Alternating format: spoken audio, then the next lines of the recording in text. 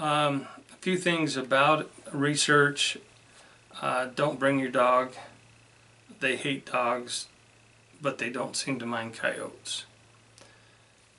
Now, the reason why I say they hate dogs is because dogs have a tendency to be allied with man. They will alert and tell man something's wrong. They will sometimes even point out the Bigfoot, give their location away. So Bigfoot do not like dogs. The count in one particular area that I've been researching now is 22. 22 household dogs have gone missing. Not a yelp, nothing. They just disappear. Okay, Connie says, why do you think they watch what you're doing so closely?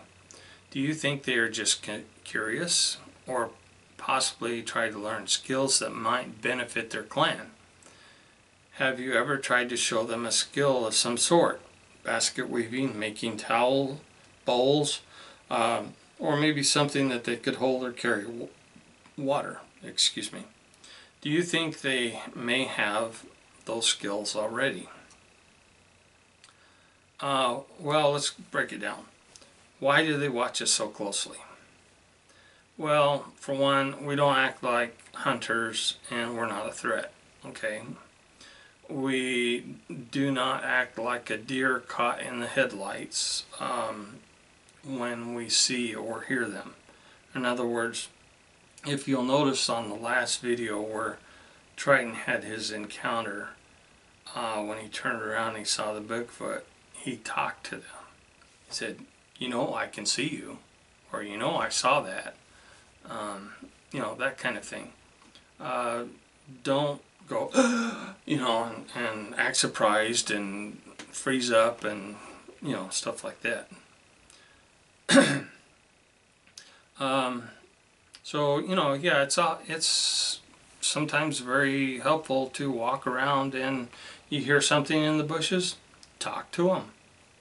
Now, don't stop and stare into the bushes, but talk to them. Say, yeah, I know you're there.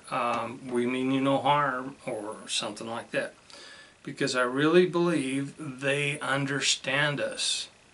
They may not be able to speak our language. They have their own language, but they understand us. Much like chimpanzees understand us, dogs can understand us. You know, they're probably more intelligent than that, so they probably pretty well know our language.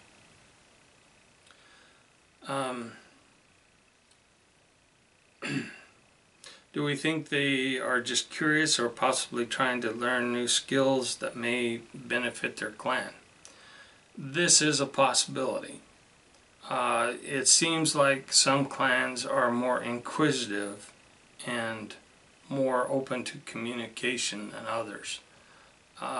It appears that the primitives definitely do not want anything to do with us. The more human-looking ones seem to tolerate us. They're still offish and they still don't like to be around us, but you know, they're not.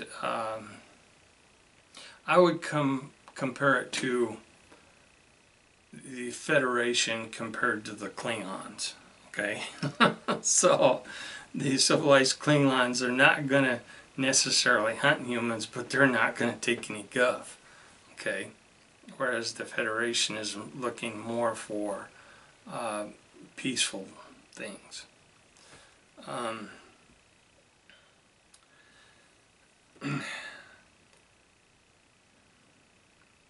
We are probably just as much of a mystery to them as they are to us.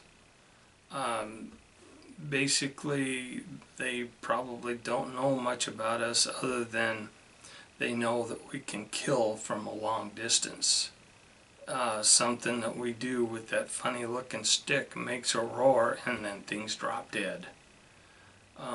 They know that those boxes that are hung on trees tell us something. so they don't trust the boxes. You know, so we are probably a mystery to them. And I've often sat around the fire and wondered what they think about us. You know, we're basically hairless. We have to wear these clothes. We can't take care of ourselves. We have to have fire. We have to have gadgets to bring light. We can't be in the dark. We don't know what foods that are good to eat. We don't know the medicinal values of the plants, or at least most of us don't. So we can't run very fast. We can't smell very good. We can't see very good. So they probably wonder about us. I do believe some want to learn, while others refuse to learn and want to keep the old ways.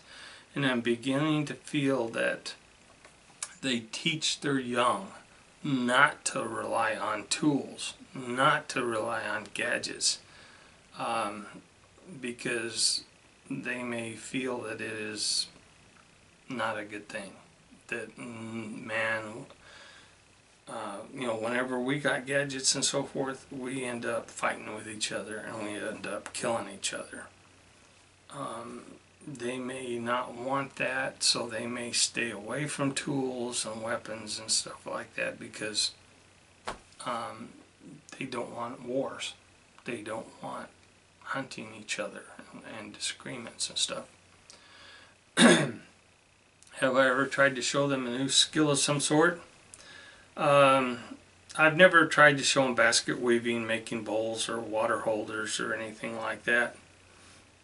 But some of the people that I've worked with have left out hairbrushes and mirrors, and they've left out figurines and stuff like that to show that we're friends, and one even left out a little kid's plastic flute and so forth. Everything that disappears usually comes back, and we find it somewhere else sometimes, but sometimes they return the things, and it might be that the older generation is saying, take that back. We don't want gadgets here. So, you know, I don't know. That's just my own thinking. Everything they've borrowed gets returned.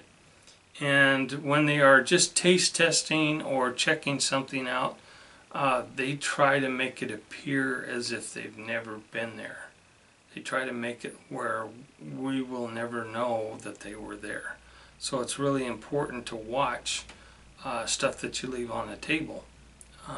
Does the position change? Does the count of your cookies change?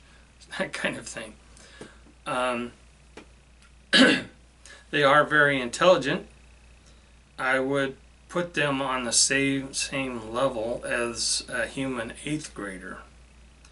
And they're somewhere between a bonobo chimp and a teenage human. So yeah, they're smart. They're very smart. I imagine that if we could spend time together, they could learn sign language. Just like the great apes and the chimpanzees and so forth, and we would be able to communicate with them. So either that, or we'd have to learn their language. We may not be able to speak it because our muscles and tongue and so forth may not be developed right, and therefore we may not be able to match their sounds or clicks or whatever. So, you know, we might not ever be able to speak their language, but we might be able to understand it sometime. So I believe that they really could master almost any task if they want to.